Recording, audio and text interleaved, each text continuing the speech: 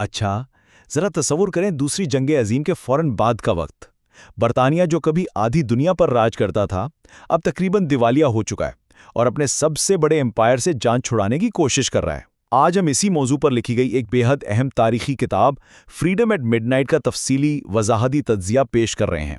ये कोई आम कहानी नहीं है, बल्कि एक ऐसी बिखरती हुई हुकूमत की दास्तान है जिसे वक्त के सबसे बड़े इम्तिहान का सामना था। अब दिमाग में सबसे पहला और सबसे बड़ा सवाल यही आता है कि क्या वाकई एक सदियों पुरानी अजीम उशान सल्तनत को सिर्फ और सिर्फ 7 दिनों में कैसे तकसीम किया जा सकता है? ये बुनियादी तौर पर एक नाकाबिले यकीन और अजीबो गरीब सी बात लगती है। सियासी और इंतजामी हवाले से सोचा जाए तो ये लगभग नामुमकिन था। एक ऐसी जगह जहां करोड़ों लोग बसते हों, आखिर वहां सरहदें और वसाइल इतनी जल्दी बांटे कैसे जा सकते हैं? चलिए जल्दी से देखते हैं कि इस तज्जिए को हमने किन अहम हिस्सों में बांटा है। पहले द टिकिंग क्लॉक, फिर सियासी डेड रॉक, उसके बाद तकसीम की अजीबो गरीब नौयत, फिर the great migration, the fall of the Mahatma और आखिर में इस किताब के तारीखी तासुबात। आइए इस सफ़र का आगाज़ करते हैं। तो शुरू करते हैं पहले हिस्से से, द टिकिंग क्लॉक। बात है लॉर्ड लुई माउंटबैटन की दिल्ली आमद की। उन्हें बस एक सीधा सा मकसद देकर भेजा गया था कि किसी भी तरह बरतानवी फौज को उस जगह से बाहिफाजत निकाल लाएं जहां खाना जंगी के शोले किसी भी वक्त भड़कने वाले थे। हालात इंतहाई कशीदा थे और वक्त बिल्कुल इनके हक में नहीं था। दरअसल आज़ादी की बुनियादी डेडलाइन जून 1948 तय की गई थी, लेकिन जब माउंटबैटन मार्च 1947 में दिल्ली पहुंचे तो हालात की कशीदगी देखकर उन्होंने एक वाकई बड़ा फैसला किया। उन्होंने आज़ादी की तारीख तकरीबन 1 साल पीछे खींच ली, यानी 15 अगस्त 1947। और जानते हैं सबसे दिलचस्प कदम क्या था? हर सरकारी दफ्तर में काउंटडाउन कैलेंडर्स यानी उल्टे नंबरों वाले कैलेंडर लगवा दिए गए, ताकि हर अफसर को बढ़ती हुई जल्दी और स्टिकिंग क्लॉक का एहसास होता रहे। आइए अब आगे बढ़ते हैं और देखते हैं कि ये हालात किस तरफ जा रहे थे। अगला हिस्सा है द पॉलिटिकल डेडलॉक। इस किताब के मुताबिक बर्रे-सगीर की तकदीर का फैसला करने वाले इन 4 अजीम रहनुमाओं की नफ्सियात एक दूसरे से बिल्कुल मुतजाद थी। एक तरफ महात्मा गांधी थे जो अपने रूहानी उसूलों पर कायम थे और एक मुत्तहिदा हिंदुस्तान चाहते थे। दूसरी तरफ मोहम्मद अली जिन्ना थे जो अपने नज़रिए पर सख्ती से डटे थे और मुसलमानों के लिए एक अलग रियासत पाकिस्तान का मुतालबा कर रहे थे। फिर जवाहरलाल नेहरू थे जो एक ख्याली और जदीद सोच रखने वाले इंटेलेक्चुअल थे। और सरदार पटेल वो एक निहायत अमली और हकीकत पसंद शख्स थे जिनका मानना था कि खाना जंगी से बेहतर है कि बीमारी को काटकर अलग कर दिया जाए, यानी पार्टीशन कर दिया जाए। किताब इन चारों की इस टकराव को इंतहाई गैर जानिबदारी से सामने रखती है। खैर, यहाँ एक ऐसा तारीखी राज खुलता है जो वाकई रोंगटे खड़े कर देता है। किताब बताती है कि जिन्ना खुफिया तौर पर एडवांस ट्यूबरकुलोसिस का शिकार थे और उनके पास जिंदा रहने के लिए लगभग 1 साल से भी कम वक्त था, और ये बात सिर्फ उनके ज़ाती डॉक्टर को मालूम थी। अब जरा सोचिए, द अल्टीमेट व्हाट इफ, अगर माउंटबैटन, गांधी या नेहरू को इस बात की भनक भी लग जाती तो शायद आज़ादी को मुअख्खर कर दिया जाता और तारीख में तकसीम की नौबत ही ना आती। ये उस दौर का सबसे बड़ा और गहरा राज था। यहां से ये दास्तान एक डार्क कॉमेडी यानी एक अजीब और तल्ख मज़ाक़िया रुख इख्तियार करती है। आइए देखते हैं द एब्सर्डिटी ऑफ डिवीजन। दरअसल सर सिरिल रेडक्लिफ एक ऐसे बरतानवी वकील जिन्होंने जिंदगी में कभी एशिया का दौरा तक नहीं किया था, उन्हें बुलाया गया और सिर्फ 5 हफ्तों का वक्त दिया गया कि वो 2 बड़े सूबों की सरहदें खींच दें।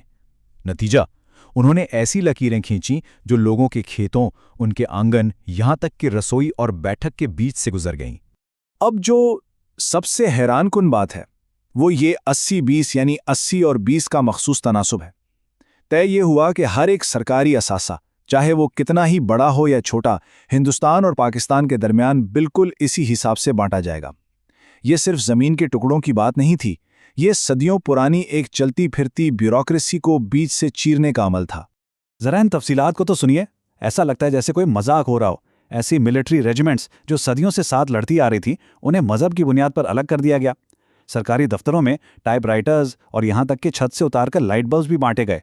सबसे अजीब बात तो ये हुई कि लाइब्रेरी के एनसाइक्लोपीडियाज तक तकसीम किए गए। पहला वॉल्यूम हिंदुस्तान के हिस्से आया और दूसरा पाकिस्तान के। और वाइसरॉय की सुनहरी बग्गियां, उनका फैसला सिर्फ एक सिक्का उछाल कर किया गया, मतलब कॉइन टॉस। एक अजीम आलमी ताकत का इससे ज़्यादा छोटा और अजीब इख्तिताम और क्या हो सकता था। लेकिन तस्वीर अभी मुकम्मल नहीं हुई थी। एक और खतरा सर पर मंडला रहा था। 565, हाँ, 565 निस्फ खुद मुख्तार रियासतें, जिन्हें प्रिंसली स्टेट्स कहा जाता था। جب برطانوی نظام ختم ہو رہا تھا تو قانونی طور پر ان ریاستوں کا مکمل آزاد ہو جانے کا ڈر تھا۔ ایک قسم کا بیلکنائزیشن، یعنی پورے خطے کے چھوٹے چھوٹے ٹکڑوں میں چور چور ہو جانے کا بھیانک خطرہ پیدا ہو چکا تھا۔ اس مسئلے کو حل کرنے کے لیے ڈپلومیٹک دوڑ دھوپ شروع ہوئی، لیکن کچھ نواب اور مہاراجا بالکل مختلف ہی موڈ میں تھے۔ حیدرآباد کا نظام، جو اس وقت دنیا کا امیر ترین شخص تھا اور ہیروں جواہرات کے ڈھیر لگائے بیٹھا تھا، وہ مکمل آزاد رہنے کے خواب دیکھ رہا تھا۔ جوناگڑھ کا نواب تو اپنے بڑے شاہی کتوں کے ساتھ جہاز میں بیٹھ کر پاکستان روانہ ہو گیا، اور کشمیر، وہاں عوام مسلمان تھی اور حکمران ہندو۔ وہاں کا عجیب ڈیڈ لاک کسی فیصلے تک نہیں پہنچ سکا، اور ایسی جنگ شروع ہوئی جو آج تک کسی نہ کسی شکل میں ہمارے سامنے ہے۔ 15 اگست 1947 کا جشن تو گزر گیا، لیکن اس کے فوراً بعد جو منظر نمودار ہوا وہ تاریخ کا سنگین ترین حصہ ہے۔ آئیے اس داستان کے اس پردرد حصے پر بات کرتے ہیں، دی گریٹ مائیگریشن۔ دیکھیں، کتاب میں ایک بہت اہم واقعہ بیان ہوا ہے کہ ماؤنٹ بیٹن نے جشن آزادی کے دوران فسادات سے بچنے کے لیے ریڈ کلف کی بنائی ہوئی سرحدوں کا اعلان روکے رکھا۔ جب کچھ دن بعد وہ نقشے عام ہوئے تو اچانک کروڑوں لوگوں کو یہ ہوش اڑا دینے والا احساس ہوا کہ وہ لکیر کے غلط طرف رہ رہے ہیں۔ اس ایک احساس نے لوگوں کے دلوں میں ایسی خوف و ہراس کی لہر دوڑائی جس کا لفظوں میں احاطہ کرنا مشکل ہے۔ اور یہ اسپیسیفک نمبر اس دلکرانش حقیقت کو واضح کرنے کے لیے کافی ہے۔ 1,50,00,000 یعنی 15 ملین لوگ۔ یہ کوئی معمولی بات نہیں، یہ انسانی تاریخ کی سب سے بڑی ہجرت تھی۔ لوگ اپنے پرکھوں کے گھر چھوڑ کر پیدل بیل گاڑیوں پر جیسے تیسے نکل پڑے۔ پورا کا پورا معاشرتی نظام تنکا تنکا ہو کر بکھر گیا۔ نتیجہ انتہائی خوفناک اور وحشیانہ تھا۔ پنجاب میں دشمنی اس قدر بڑھ گئی کہ برسوں کے پڑوسی ہی پڑوسی کی جان کے دشمن بن گئے۔ گھوسٹ ٹرینز یعنی ایسی موت کی ٹرینیں اسٹیشنز پر پہنچتی تھیں جن میں سفر کرنے والا ایک بھی انسان زندہ نہیں بچا تھا۔ اس افراتفری اور خون ریزی میں تقریباً 1 ملین یعنی 10 لاکھ لوگوں نے اپنی جان گنوائی۔ اب اس کے بالکل برعکس ایک اور منظر تھا، جہاں پنجاب میں 55,000 فوجی بھی امن قائم کرنے میں بری طرح ناکام رہے، وہیں کیلکٹا میں اچانک امن ہو گیا۔ کیوں؟ کیونکہ وہاں مہاتما گاندھی ایک غریب علاقے میں ٹھہر گئے اور انہوں نے مرنے تک بھوک ہڑتال شروع کر دی۔ ان کی اس مورل اتھارٹی اور روحانی طاقت نے دونوں اطراف کے لوگوں کو اس قدر شرمندہ کیا کہ سب نے ہتھیار ڈال دیے۔ یہی وجہ تھی کہ ماؤنٹ بیٹن نے انہیں 1 مین باؤنڈری فورس کا خطاب دیا۔ خالی ایک انسان نے وہ کر دکھایا جو پوری فوج نہ کر سکی۔ اس وضاحتی تجزیے کے آخری حصوں میں سے ایک بے حد سنگین واقعہ، دی فال آف دا مہاتما، ایک ایسی سازش جس نے سب کچھ ہلا کر رکھ دیا۔ یہ پورا واقعہ ایک ٹرو کرائم تھرلر کی طرح کھلتا ہے۔ سب سے پہلے گاندھی جی کی بھوک ہڑتال نے حکومت کو مجبور کیا کہ پاکستان کو 550 ملین روپے ادا کیے جائیں۔